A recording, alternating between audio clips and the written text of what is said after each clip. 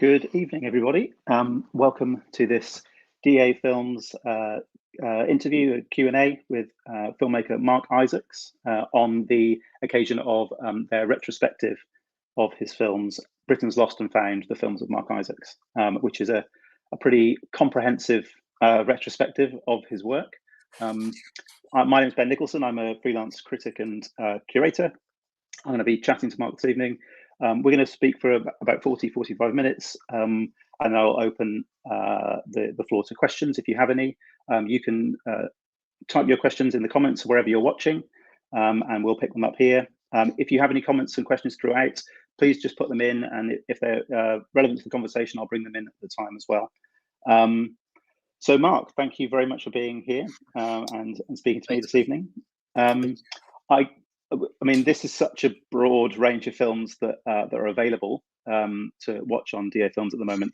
So again, I just thought it was easiest to start at the beginning with a bit of an introduction as to. So I mean, Lift is such a memorable first film, and I find a lot of people who, even if they can't necessarily place your work, they remember that they saw Lift particularly. And so I just find that really striking, and I wondered if you could just speak a little bit about what prompted you to first pick up your camera and make Lift, and what the experience was like of doing that. Yeah, sure. So I made that film in 2001, and from about 96, 97, I'd been working as an assistant to various directors. Some of them there weren't that many actually, it was sort of 3 or 4. Most of them were within the sort of TV documentary system here in the UK. And, you know, it was really interesting. And it was just that period where it was slightly before digital video was being used. Or I guess actually there probably were some BBC programs that were using High 8 still. There was a series called Video Diaries, I remember, and they used to give little cameras to members of the public, and they would make their own films, and there was a slot on TV for that. When I was working with those other directors, you know, my main job was going out finding the characters for the films, and that kind of sparked a sort of big interest, because I would also go out with a small little High 8 camera, and I would film and come back to those directors and show them tapes of these possible people. And then so I got a taste for it, really. You know, I never sort of imagined that I would end up making films. I sort of stumbled around from when I left school at 16 till I left the country and went traveling, and came back in the early 90s, and I went to university quite late. You know, at university got interested in film, didn't study film, studied cultural studies. And somehow sort of ended up making tea in a production company, and not really knowing what I wanted to do. I had written a sort of fiction script at university, which was pretty terrible, and realized that, you know, I if anything was going to happen with it, I need to get a job in this world and discover what it's all about. But it was really meeting key people that exposed me to kind of other films and ways of doing things, and something to do with my own character of not ever ever kind of sort of having a notion of a career for myself. You know, I'm sort of open and searching around for something to do, and the timing was good in that sense, because these little cameras were available. You know, it allowed for a kind of direct experience with the camera. You know, when I would go out and meet these people for other people's films, I was kind of making my own little films about them. You know, I mean, they weren't edited films, but that's how I was sort of thinking about it. And it was interesting because some of those filmmakers, you know, at that time things were still being shot on mainly Super 16. So when it came to actually make the films, they could only have 14 days of filming, these directors working for television. So a classic hour-long TV documentary, you'd have 14 days of filming because it was shot on film, and the schedule was very rigid. They could sort of drag it out over a period of time, but it was still 14 days, even if it was over 6 months. And what I started to realize and discover was that things were quite formal, because they couldn't just hang around and, you know, film when somebody was going up to bed, you know, or whatever, or getting up in the morning and brushing their teeth. Whereas when I was there with my little camera, I was filming stuff that seemed to be much more direct and, in a way, off stage. You know, the stuff that you weren't really seeing very much of. That felt really exciting, actually, just to be able to sort of hang around and discover rather than pre-plan too much. So out of that process, I met Pavel Pawlikowski as well, who, of course, was very much a kind of maverick within the BBC. I mean, he was at that point he'd left the BBC, but he'd had a period of time in the BBC where he made some documentaries, always very kind of what we'd now probably call sort of documentary fiction hybrid films. And when I met him, it kind of completely opened up a whole other way of making, of thinking about film. And I spent a couple of years with him working on, first of all, a film called Twockers about some kids in Halifax in the north of England. And then later on Last Resort, feature film that he made here in the UK set in Margate. And that really kind of opened up and educated me in a sort of, to really think about, how films were made, not how the BBC think you should make films. It was that sort of independent way of thinking. And I think because of my character, I was always, I've always been quite sort of rebellious, like, and not wanting to do things in the way that they're supposed to be done. And something about Pavel really kind of struck a chord. I liked his sort of independence and his sort of anti-establishment way of doing things, and it really struck a chord with me. And the lift idea came out of that, actually, because we were filming in a tower block in Margate, going up and down in the lift every day. And I think one day he turned around to me and said, be quite interesting if you just stood in here and made a film, and it sort of, as a comment that just stuck in my head. And some months later, when that project had finished, I went to speak to Channel 4 about making my first film, because there's always this sort of sense of, okay, you've been a researcher for 5 years, you're ready now to make a film. And I went there with an idea to pitch to them, and they said, oh, we're already making that film. It was something that I'd read in a newspaper, because I was ill prepared for that meeting. But halfway through that meeting, when I realized they weren't interested in that idea, I said, well, maybe I could make a film in an elevator, and they sort of looked at me like I was half mad, but was sort of also quite intrigued by it, because it was money set aside for young filmmakers for innovative projects. It seems bonkers talking about that now. This is Channel 4.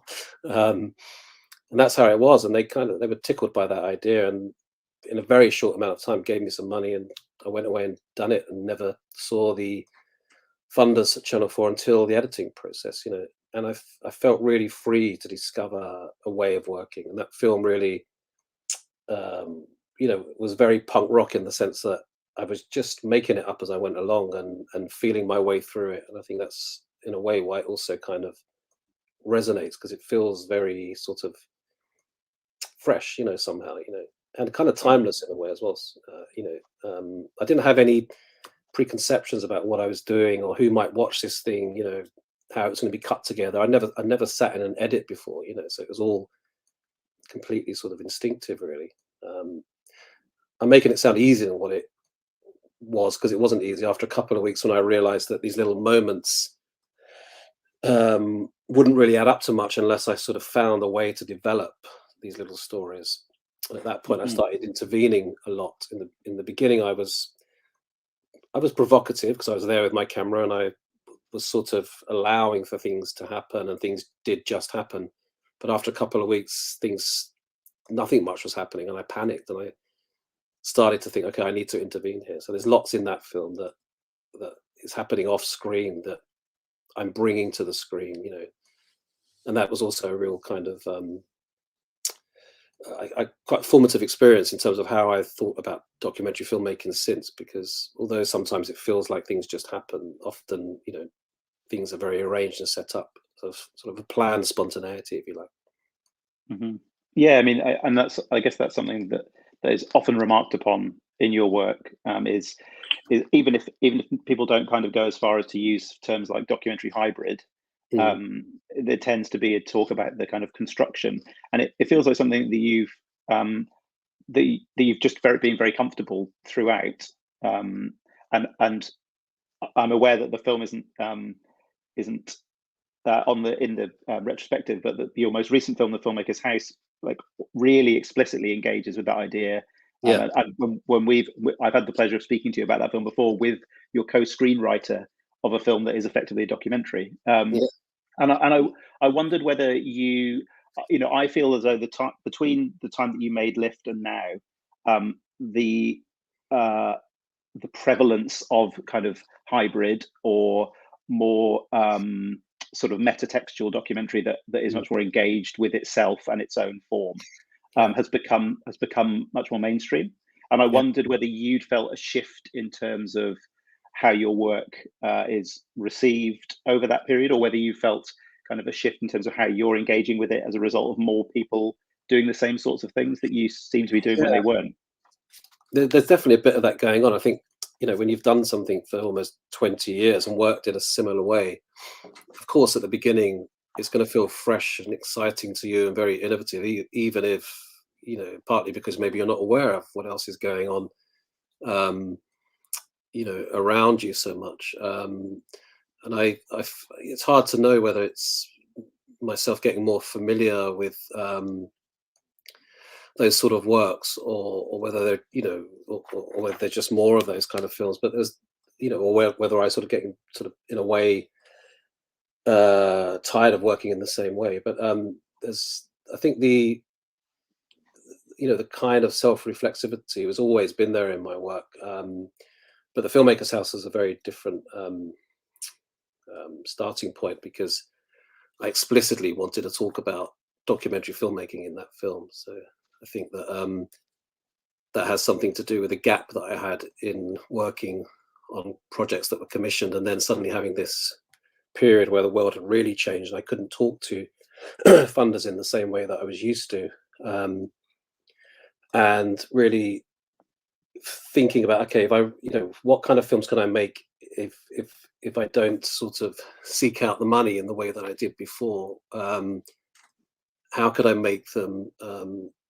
My interests in the kind of, in the sort of themes are the same in a way. It just forced me to think of a different sort of form, and starting a process like that was really interesting. And again, a bit like in the Lift, actually, after a certain point, after I started shooting and had about half an hour of material, there was sort of, I wouldn't say panic, but like real challenge. Where do I go with this thing that I've started?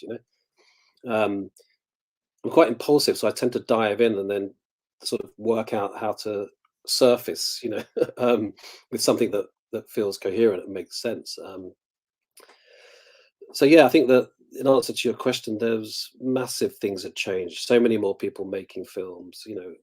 Certainly at that point in the late 90s, in this country, there weren't that many people really. There's a few I can think of who are making these kind of films, very independent, even though they were in the TV system, let's say, with a freedom to kind of, to do what they wanted to, because commissioning had just trusted them, and that certainly, has changed massively. And then, in the independent world, lots of other people doing the same thing. And I guess,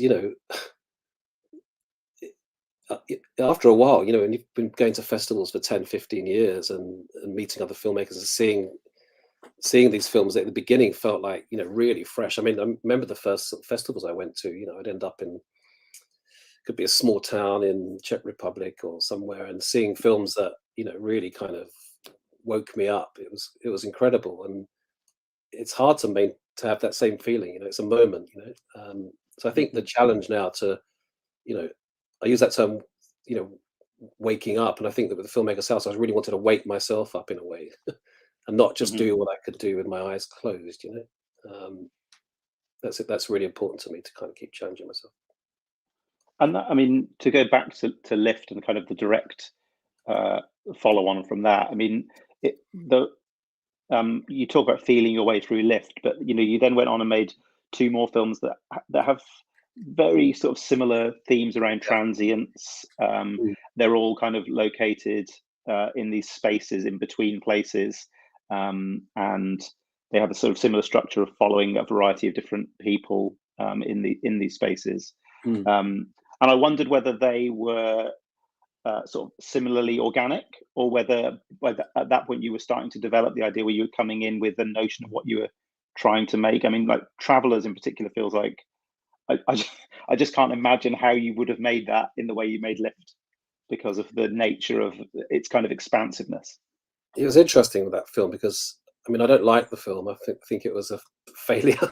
um, um, and I can kind of look back and understand why I think that now. At the time, something didn't click, and I think it's, you know, I guess, first of all, the second film had to be 50 minutes or an hour long, which is a different ball game. With the beauty of a short film is you kind of you can kind of just start something and find your way out of it, and nobody's really looking for much of a story. You can kind of get away with stuff.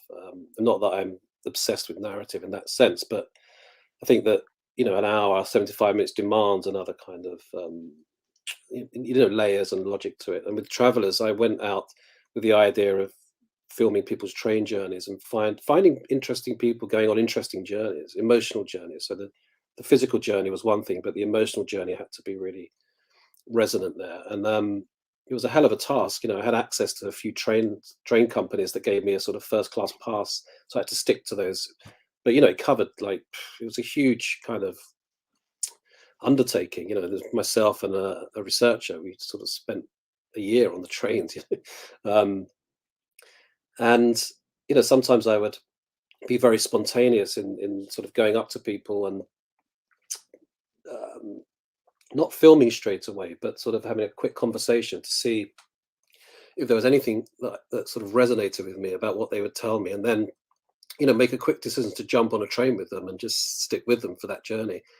And occasionally we get trapped with someone that was really dull and not interesting, and we had to go through the rest of the journey. And then on the other hand, we'd meet people that were doing something really interesting, where there was a kind of interesting emotional story connected to that journey.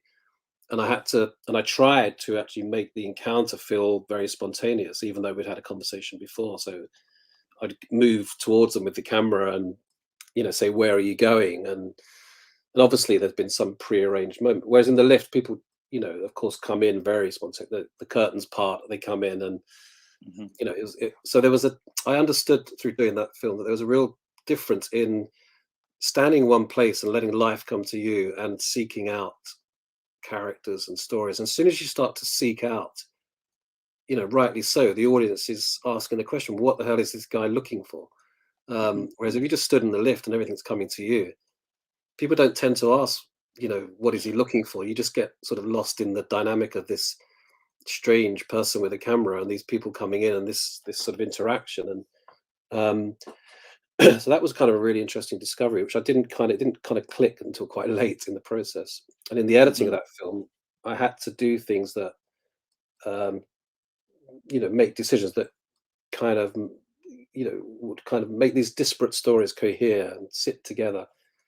And I think, looking back, what I should have done is taken one carriage on one train and just stalked it for a year.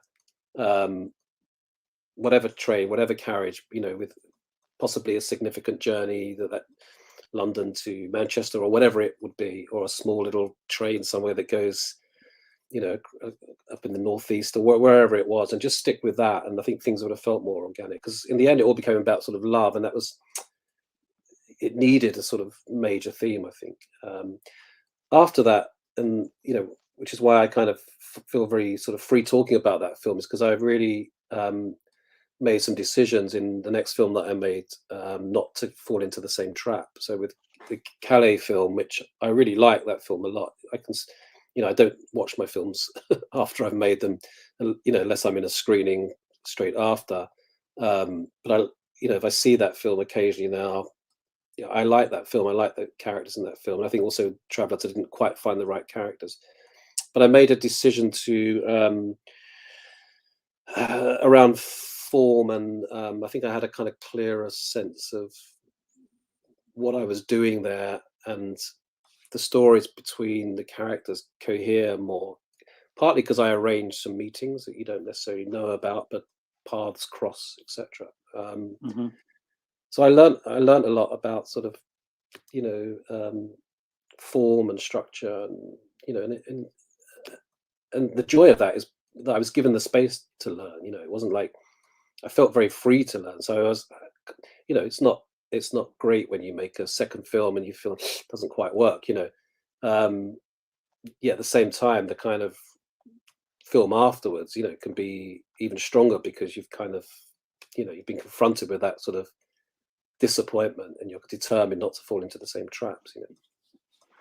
I mean, I have a question to follow on from that, but Yeah, I sort of address the traveler's comment, because I find that really interesting, just because I think that that it's really stuck with me since I first saw it. It's several right. years ago, Mm. and the reason is because it feels as there's something about going on a train journey Yeah, that I think does, when you are not when you're traveling alone, it does kind of evoke these the kind of nostalgic feelings about love and about belonging, and because mm, you tend to be either leaving someone behind or going home to somebody, as yeah, a rule. I mean, obviously not always, but a lot of mm, the time, you're often, if you're sat on a train and you're just thinking to yourself, I often find I'm on my way back to my wife, or I'm on my way to see friends I haven't seen for a long yeah, time, or and I just found that actually was like, well, of course that this is what the theme is,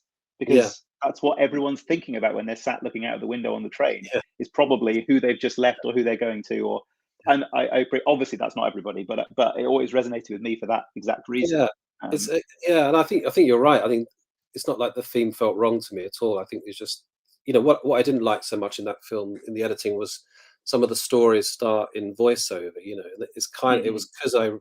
because I didn't have a because of that awkwardness of starting off an encounter with somebody. It felt better to sort of start it in voiceover and then move into an actuality, and those sorts of Yeah. things that if I was making that kind of film again now, I'd think much more carefully about. Hmm. But you're right. I think that it's definitely, well, you mentioned the word transience, and this was very, very unconscious. The decision to make a film in a lift and in on a train in Calais, which is a completely transient town, or at least my Calais is in my film. It doesn't have much to do with the real Calais in that sense, because you never see French people living in that town, Hmm. which there are many, of Hmm. course.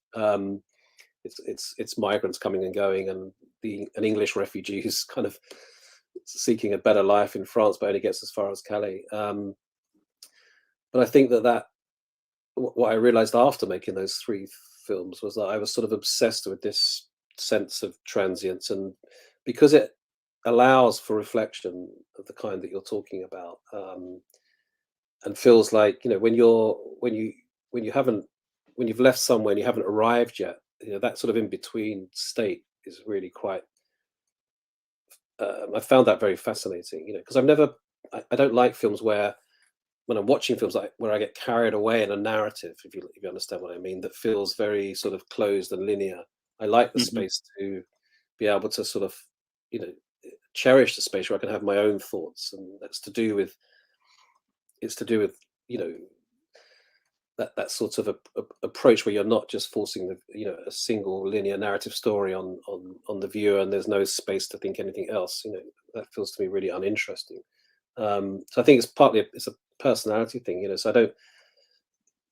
It's it's something that I think is there in all of my films in different ways, even if the apparent starting point and subject feels unlike those first three films. It is a kind of continuous feeling, I think, which changes, depending on the world that I'm in and the people that I'm with. But it's even when I made a film called Men of the City, which I started in 2008, way before, because I think the financial crisis happened in October or something, and I started at the beginning of that year. And when I was filming in the financial district of London, and when the financial crisis happened, it threw me into complete turmoil, and the rest of the world, of course, um, because I felt like a story was happening that somehow it was too big for my camera and my intimate kind of presence with the characters that I'd already found. And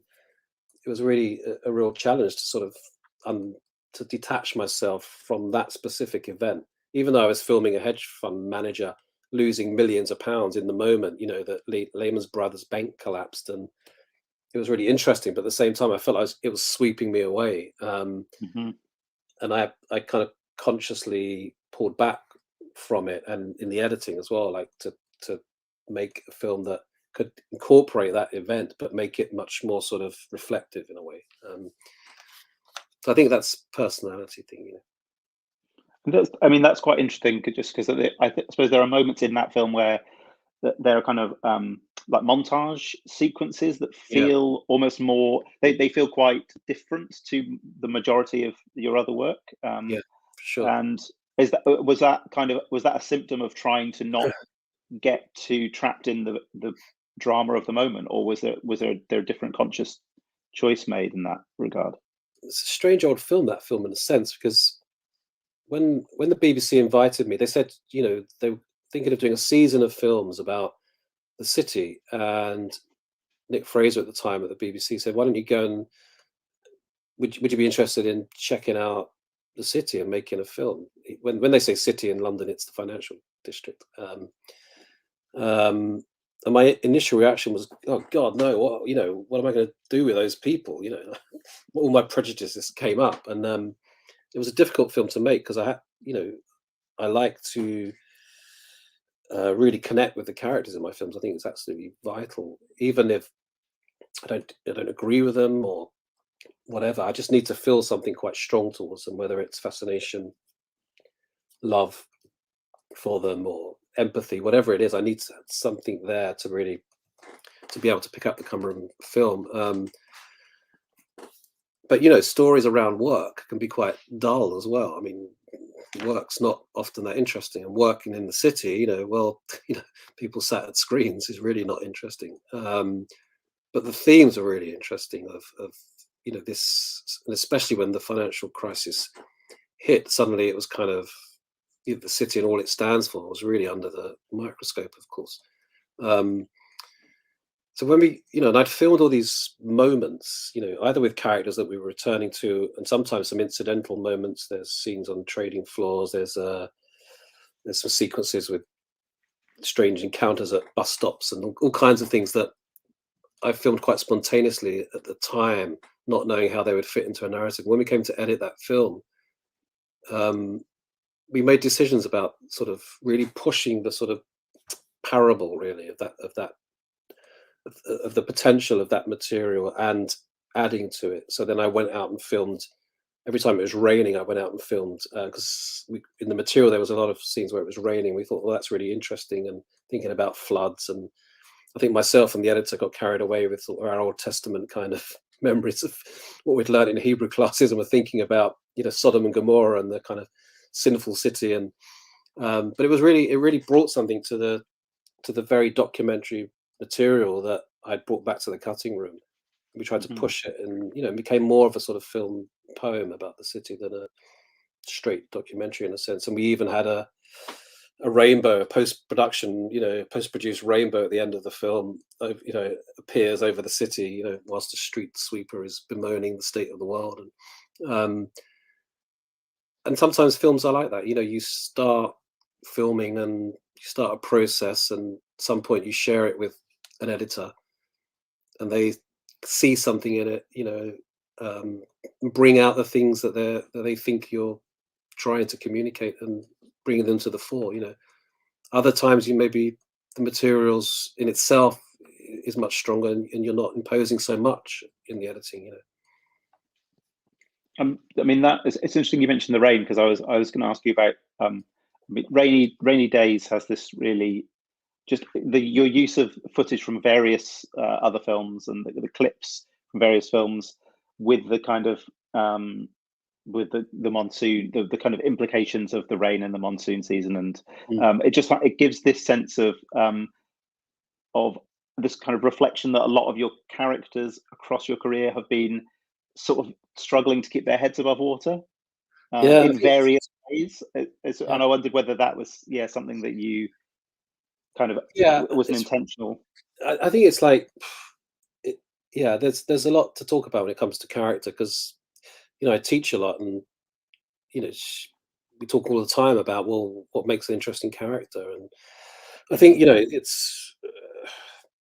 I think that yeah, I am drawn to people that are on the definitely sort of on the margins. You know, it was interesting filming a hedge fund manager who was, you know, moving and in life, in the flow of life, you know, and but in that film also surrounded by other characters that are sort of on the margins as well. And I think that, you know, I'm naturally more drawn to those kind of characters. I think they can offer an insight into where we are and who we are, you know, because they are outside to a certain extent. And I also think it's very, again, very personal that I think that, you know, when I was growing up, I was very conscious of feeling like an outsider for various reasons. So I think I identify with people that also feel somehow that they, you know, those people that don't quite fit in, or I mean, it's hard to sort of describe what it is, because, you know, maybe that's also changed over the years with work patterns changing. There's a lot of people that don't fit in, and, you know, walk outside my Hmm. door, and, you know, most of the people are outsiders in a way, you know. And then there's the kind of you know, when you're making films, when I'm making films, I'm looking for to sort of sink into those problems of life that people have, you know, that we all have, whether it's to do with love, work, meaning, you know, finding meaning, belonging, whatever it is. So I guess naturally I'm seeking out people who, yeah, are, you know, struggling to keep their heads above water, but then it's very different levels, you know, because in what I'm not drawn to is really depressing stories, you know. I need my characters also to be able to sort of smile in the face of adversity, and humor is super important to me. That, you know, if I made a film without any humor, I would be quite worried about what was happening to me. You know, that would feel like a mistake. You know. Hmm. I mean, often I suppose your interjections can bring that a little bit of levity, just in the kind of I know that times you're intentionally being provocative to try to kind of Sure. get a response from people, but equally sometimes just the fact of asking a really blunt question that seems incongruous or is enough to kind of Yeah. punctuate any tension or anything. I wondered about your relation, how you kind of cultivate relationships with people. I guess, you know, obviously you've spoken about the fact that you, before you were even making your own films, you were going out finding people for other people's films. But I wonder, like, you know, you're regularly referred to as a very empathetic filmmaker. You know, nearly every review or it talks about this idea, and often it's because of this. It's a really strong connection, as you've said. You have to kind of love or Mm. at least kind of understand your character to some degree, but you have, you know, people say such intimate things to your camera, and allow you such access. And I mean, I always the one I've never forgotten is the guy who's like ditching Calais, the guy who owned the bar, and he's like, "Yeah, we're just running on all our debts, and but I'm going to tell you to the camera now, for Right. Yeah. posterity's sake, that I'm Mm. about to flee to Spain with my wife." Yeah. And it's just really interesting because it's really disarmed. Everyone's kind of disarmed by you to some degree in the way they open up. And I wondered what that process is like, I guess, for you in terms of speaking to them beforehand, in terms of the time you Yeah. put in, all of that kind of stuff. Yeah. I mean, on a practical level, it's you know, it is a lot of time, but not necessarily always before I start filming. I mean, I think I worry if I meet somebody and I'm having to have lots of meetings before I feel like I can go there with the camera, because Hmm. then somehow there's a sort of nervousness about introducing the camera, um, which is usually a really bad sign. It's usually a sign that they're not gonna be able to, you know, open up to me and the camera in that way. And you know, over the years, you get to sense that really quickly. I mean, you just know whether it's going to work with somebody. So I think what happens is that, you know, I get drawn to somebody, and they also are curious about me, and not the film that I want to make, because often I don't really tell them very much about the film I'm making, because, you know, they learn more as we go along, because I'll then say, tomorrow I'm going to film another guy who's doing this, or, who lives down the road from you, or, they start to kind of piece things together. But at the beginning, it's quite vague. It might be that, I'm doing some research in the area about sort of, how the area's changed over the year, whatever it is that my introductory spill, so I can open up a conversation with people. And then quite quickly, if it's going to work, I know it's because they want to talk. There's a kind of need for them to talk about their lives. In the city of London, which is a really tricky environment to work in, because everyone's so suspicious and paranoid about outsiders, especially people with cameras. That was quite challenging. But Norman, who's in that film, was desperate to talk because he hated his life in the city. He felt completely betrayed by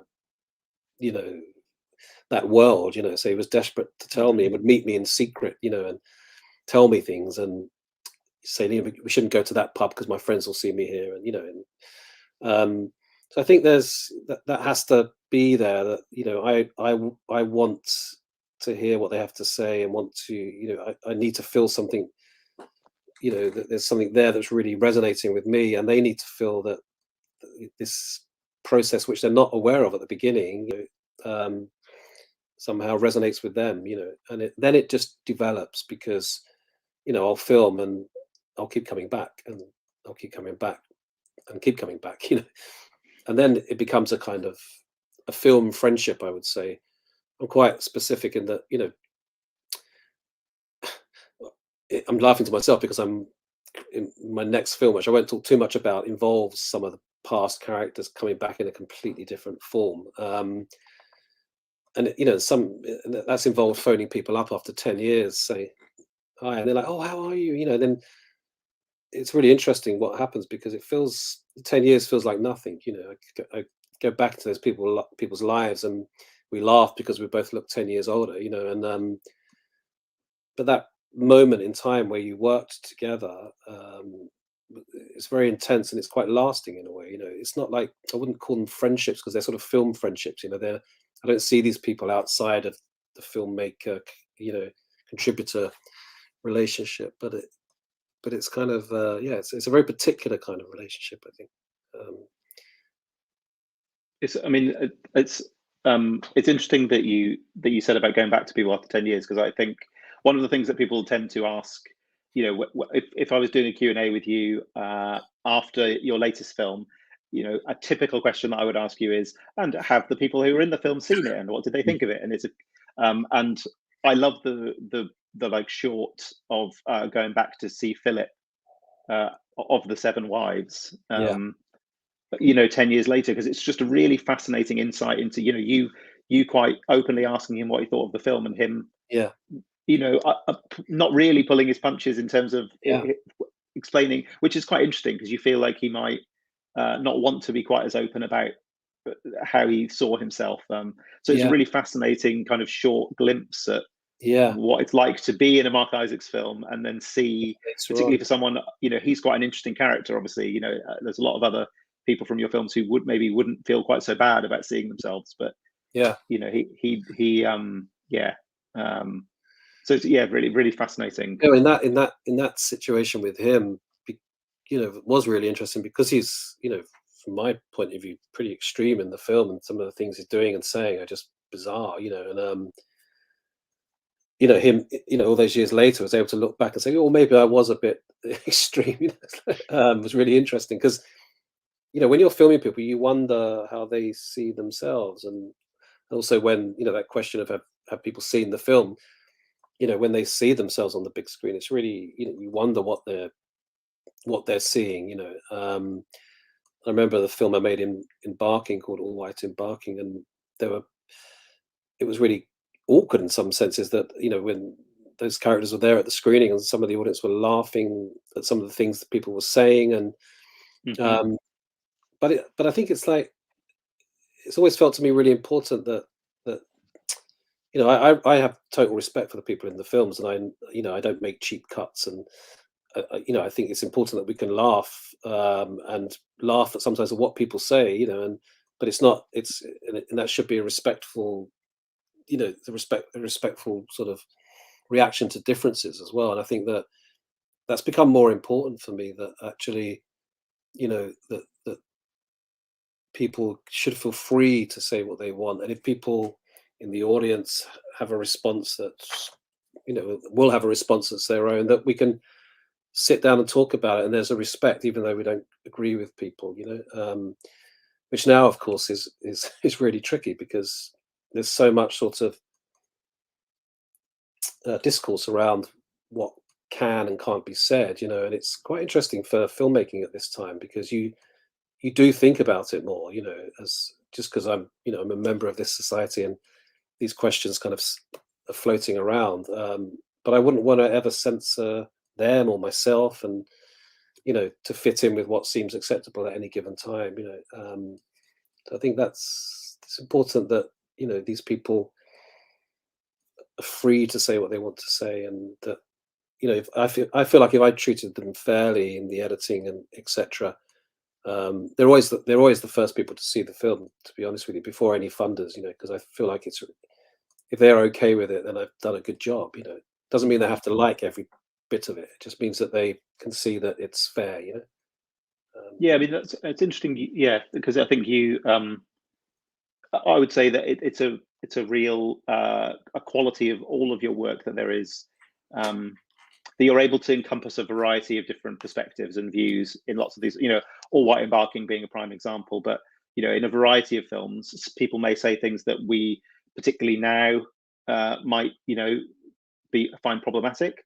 Some people will say things in some of the films which have always been problematic, and certainly, I mean, I think there's a woman in Calais who says, like, I don't want there to be another Holocaust, but with all the immigrants coming in, Sorry, I lost you. Ben. I lost you for probably about 30 seconds there. Oh, sorry. Okay, sorry. Am I okay now? I think we're all good now. Yeah. Okay. Yeah. I was just saying that. I mean, I think a lot of your work has, a variety of perspectives in them, ranging from the things that we might subsequently now look back and find problematic, to things which are just fairly horrific when they're said, like the woman in Calais who talks about, I don't want there to be another Holocaust, but there's too many immigrants coming to the UK. But I think you all of your films have that kind of quality of managing to create a level field, and something like All White Embarking does a really good job of complicating the perspectives that we might go in with, the prejudices that we might go in with, seeing a certain character. And I that's one of the things that I love the most about the Filmmakers House, is kind of several characters, all of whom have different ideas and prejudices possibly about each other, and all of whom are shown to be rounded individuals throughout the filmmaking process. And so, yeah, I guess I wondered whether, do you, in that change that you're talking about, and the shift in terms of being more worried about things, have you felt pressure from outside, like as in funders or the editors or anything, in terms of that kind of thing, and still managing to have that balance that you managed to bring to things? Well, I think over the last 4 or 5 years, things have got really intense on that level. And in the last 4 or 5 years, I haven't, I haven't gone to BBC for their money, so I haven't directly experienced that within that institution, and I've been a bit more independent. And the Filmmakers House was made with part, I would call it sort of private money, in the sense that the main funder was Lush, a soap company who had a film fund for a while, and there was nobody at all kind of around. I mean, there was a producer from Lush who I was working with, but would never, would never sort of raise those kind of questions. So I think things have changed massively, and on one level, I certainly wouldn't be priority to get funding for a film, because that doesn't bother me. I feel like it's fine. Like, give other people who haven't had the chance. I mean, I've had a good run. I can find another way. But I wouldn't censor myself. You mentioned that woman in Calais, for example. There are some people that I would never film with, because there wouldn't be anything in them that I could really relate to, or a softness, or a kind of some sort of flexibility in their character. You know, when I was doing research in Barking, you know, I met a bloke reading Mein Kampf in the pub. You know, he wasn't someone I was going to go around and try to get to know and have in my film. You know, just when people are extreme, whatever in whatever way, it's really dull as well. So, whereas a character like Dave in Barking, who is a member of the British National Party, but had a daughter who was having a relationship with a guy from Nigeria and actually had a kind of mixed race grandson, I felt that was really interesting because, you know, those issues and themes are within his own family, and there was more to him. I felt like a lot of what he was talking about was to do with change and aging, and I think that fascinated me because for me that's quite a, you know, can be a very sort of universal thing. You know, life is changing, you're getting older, and somehow it's hard to connect with the younger generation on something. You know, I think that's a very sort of human, universal thing. So, yeah, I mean, there've always been for me kind of decisions about who can be in the film and who can't be. It's not like I just would give anybody a platform anyway. So I don't think that's changed very much. You know, a few people that watch the Filmmakers House, and I'm intentionally self-deprecating in that film and drawing attention to the hierarchy. You know, I'm the filmmaker, it's my house. There's the cleaner, there's the neighbor, there's the builder who I'm employing, the homeless guy who doesn't even have a home. You know, and I'm kind of drawing a, you know, really shining a spotlight on those things in that film. You know, to talk about these things. You know, which I think is what we should be doing. You know. Yeah, absolutely. I just want to remind people that you are able to ask questions. So if you have any questions for Marc, please pop them in the comments, and I will pull things out as and when they come in. I just wanted to go back to I was ready to ask you about kind of scripting and construction, and then I got sidetracked by something else you said. So I just wanted to ask you about how and if that element has changed across the course of your career in terms of the amount that you're kind of creating. You know, obviously you talked about the kind of more organic sense of having a bit of a panic a couple of weeks in Lift, and then kind of provoking. And as you and the Filmmakers House, probably the other end of the spectrum feels to me at least the most constructed. I wonder whether that's been a kind of gradual shift across the course of your career. It's always been a question of degrees, really, because there is a lot, as I say, in the Lift that was sort of arranged, but I don't reveal anything of that in the film itself. And then, you know, certainly in Calais, there was things that were arranged. I mean, again, that aren't revealed in that film at all. There's one of the characters in that film turns up in the sort of border area. He gets kicked off a bus before he's going to go through the Channel Tunnel, and he's from Jamaica and he doesn't have the right documents. You know, and I filmed him over the course of a long day once he got kicked off that bus. But I asked him to stay there because he could have actually left quite quickly. So he kind of collaborates with me to tell a story around, you know, what's going on in his life at that moment. But I needed him to stay in that situation. So he only stays there because I asked him to, and he was happy to. But the audience doesn't know that. Whereas in Barking, you know, it's explicit in the film that I arrange a meeting between a local English woman and her husband and a Nigerian family who have recently moved to the area, and you see me arranging that in the film, and it becomes part of the narrative in the film. So yes, the Filmmakers House is on a completely other level to that, because everything in that film, apart from a couple of moments, are all, you know, everything is pre-arranged. And that's the furthest I've ever gone. And the next project, things are even, you know, more arranged. So there's definitely a shift, but it's not to say that, you know, I'm quite drawn to a little story going on down the end of my road with one particular person, and I might make a sort of more of a documentary, straight documentary about him. You know, I think that it's just where I am at the moment, and I try not to think about those things too much. It's about two things really: what's interesting me at any given time, but also about you know, the context of funding and all of that stuff. What can be made with what resources? You know, so it's the kind of two things always in kind of constant dialogue, because a lot of my work in the past happened because there was somebody, usually at the BBC, who was willing to support me. And then from the outset, then that this is a film that is going to end up on television, and that also creates certain sorts of, I wouldn't say limitations, but that's where it's going to end up. Whereas the Filmmakers House, there was nobody behind it. There was no. It got picked up later for distribution, but there was no. I didn't know where it was going to end up, so I wasn't even thinking about that, which is another sort of freedom in a way. Yeah. So we have a couple of questions, so I'm going to jump over. So David on YouTube asks, I'm really curious if Marc ever gets people to repeat things, either actions, comments, conversations, either because he didn't capture the scene initially or for other reasons. And so I'll before we go on to the practicalities, I mean, is that something that you do? Repeating, yeah.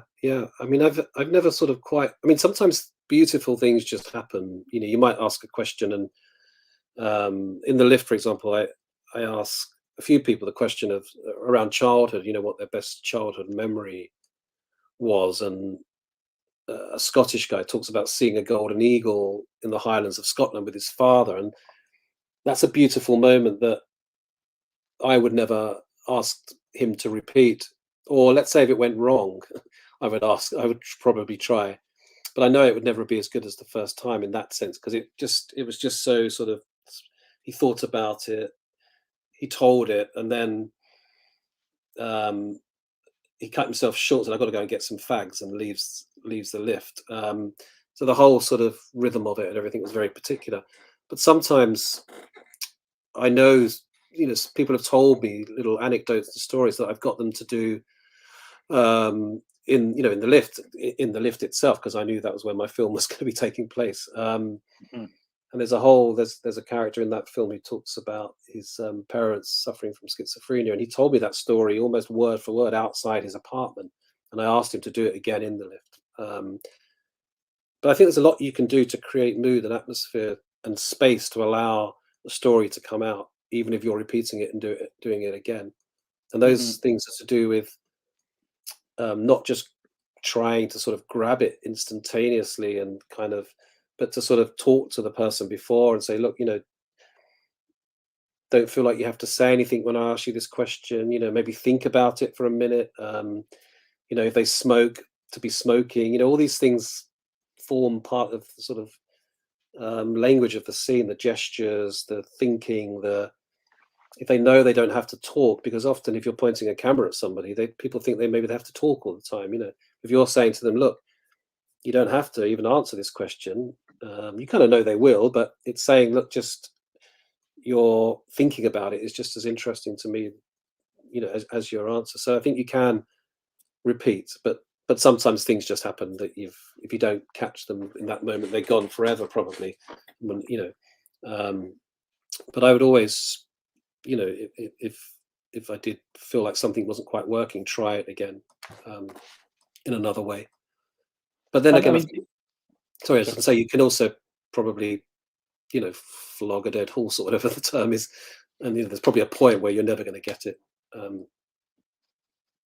Yeah, absolutely. I wonder whether, have you ever had someone say to you, so like there's this idea of kind of restored behavior, in the idea that when someone kind of repeats an act, it can be kind of catharsis. So, some documentary filmmakers talk about doing this exact thing where they know that there's a conversation that's been had, and they ask the two people to have it again, but on camera, and it's allowing the people to re-have the conversation in this, in that kind of classic thinking of what you should have said on the way up the stairs type scenario, and then being able to kind of, and I wonder whether anyone's ever talked to you about that, like being able to retell something. Has it changed their perspective, or has it created something in them in addition to the first time you had the conversation?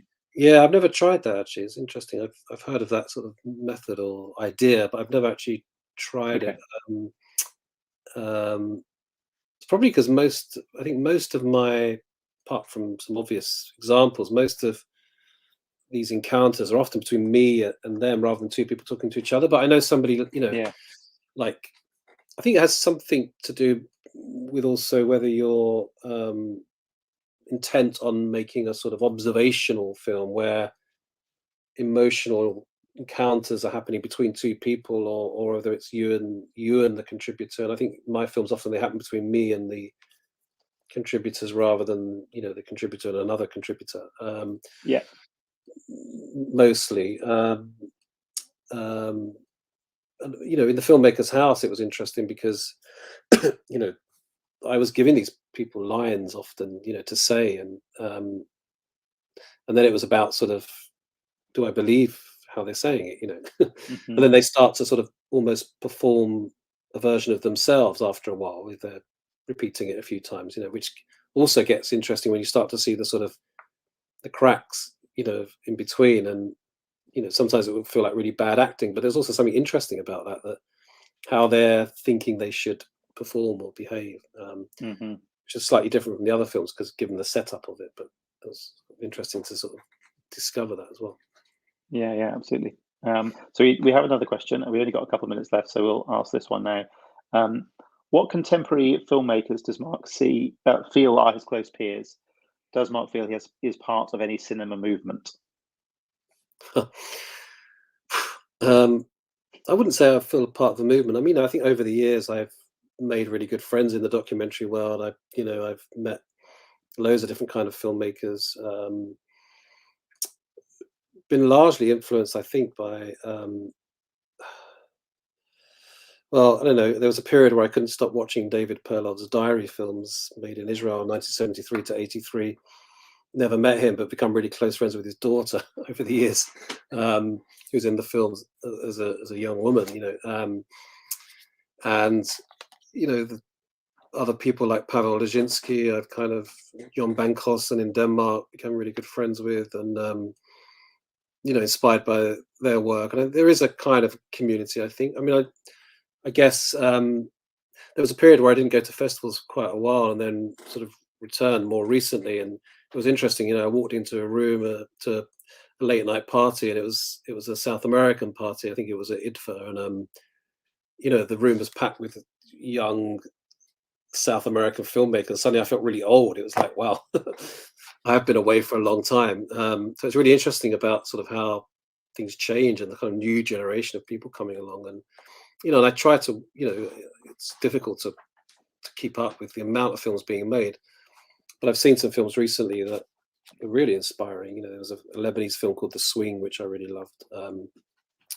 Really loved the work that Jafar Panahi's made whilst he's been unable to make films, as it were. I think that's been a really interesting shift. I think I prefer those kind of films to the other films that he made, actually. Mm-hmm. Lots of different people, you know. I don't think there's really movements going on so much. You know, there isn't the sort of equivalent of the free cinema movement, or you know, I mean, maybe there is stuff that I'm not aware of, but I'm quite individualistic as well, in the sense that even if there was a movement, I don't know. It's interesting because I look back to times, you know, with some nostalgia where there was a movement, thinking, wouldn't it be great if there was a movement, and partly because of the sort of funding climate and the sort of corporatization of documentary film on some levels, that, you know, I asked myself, especially in the UK, I really asked myself where the reaction is to that. Mm-hmm. It feels like it's not here so much. It's really happening in other places, and you know, that kind of feels quite disappointing. That, you know, what seems to be important in the UK in terms of non-fiction filmmaking is something other than real innovation, and you know, it's about other things, you know, which feels, I mean, not disappointing, but it's like, I feel like, you know, we can do better than that. You know, we've got a really good Yeah. tradition to sort of draw on, you know, and maybe it's something to do with sort of how difficult it is just to kind of be outside, you know, when you've got to earn a living and live in this city that costs a fortune. You know, it's all of those questions, you know. Yeah. And of course, you know, as you said at the beginning, you're a bit of a rebel. And so even if there was a movement, you'd be rebelling against the movement, I think so, you know, to probably, yeah, strike your own path. Yeah, probably. absolutely. Well, we just hit 9 o'clock, so I think probably that's a perfect place to draw things to a close. But I just want to thank you, Mark, again, for making the time to speak to us this evening. Thanks to DAFilms for both hosting and for the retrospective, which in the comments, there is a link directly to the retrospective. And to clarify my earlier point, Filmmakers House is available in the retrospective. It's just not available in the UK, so I can't watch it, but everyone else outside the UK can watch it. Yeah, but thanks again, Mark, and thank you everyone for tuning in. Thanks everyone. Thank you, Ben and DAFilms.